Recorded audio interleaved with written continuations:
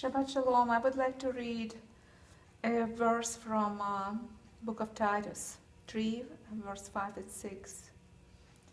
He saved us, not on the basis of deeds which we have done in righteousness, but according to his mercy, by washing of regeneration and renewing by the Holy Spirit, whom he poured out upon us richly through Yeshua HaMashiach, our Savior.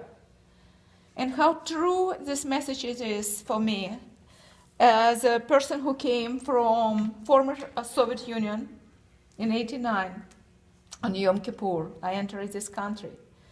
And I didn't know my left hand from right as people of Nineveh. But I knew that I had an emptiness in my soul, which I was trying to fill, whatever, with shopping, with the clothes, with the books, and all other things which never can fill the gap in the human heart.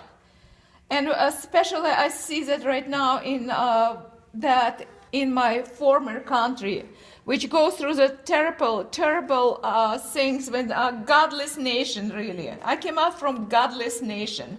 It was an Orthodox church which had a form of godliness but denied the power of it on. And it's still true today, right now, when people are going through the persecution, they flock in the churches.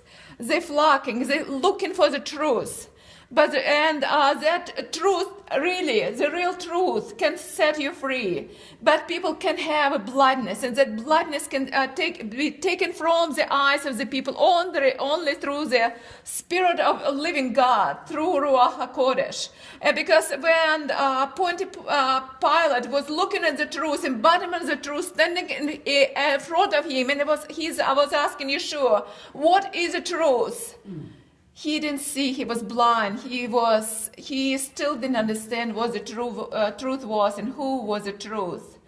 That he came and revealed truth, he was the truth. He said, you cannot come to the Father unless you will come through me, because I'm the way, the truth, and the life, Yeshua saying.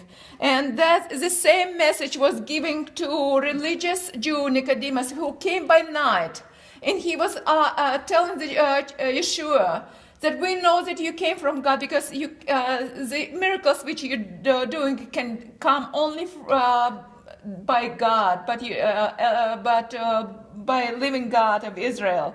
But Jesus really cut it to the chase, and he told Nicodemus, looking in his eyes, you have to be born again. You have to be born again.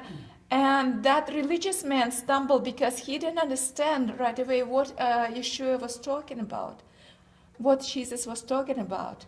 And the same truth was proclaimed to Naaman, the Syrian commander, who came looking to cleanse himself from the leprosy. And that leprosy we have all in our hearts.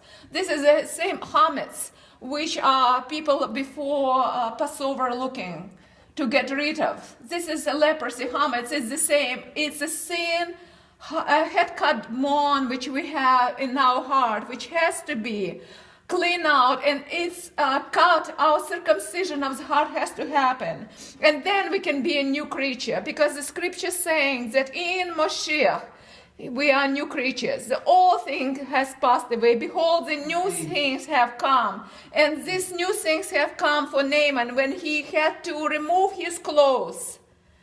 Like Lazarus had to remove his clothes when he came out from that tomb.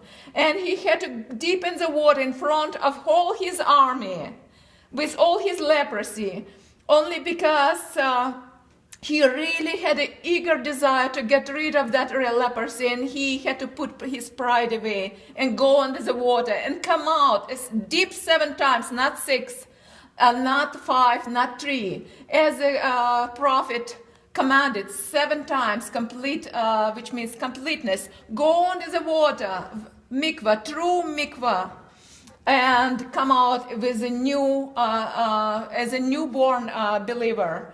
And the same was true for Nicodemus, who came by night, and he understood what is what does it mean to receive a Ruach HaKodesh? What does it mean to cry out on God? What does it mean? Because scriptures say in Galatians 6:5, for neither is circumcision anything, nor uncircumcision, but a new creation. New creation. And this is something which we who are born again, we understand, because we are not born from the will of flesh, nor of the will of man, but of God.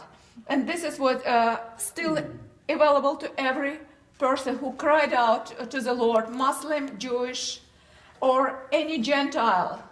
And it's still available. For we have been born again, not of the seed which is perishable, but imperishable. That is through the living and enduring word of living God.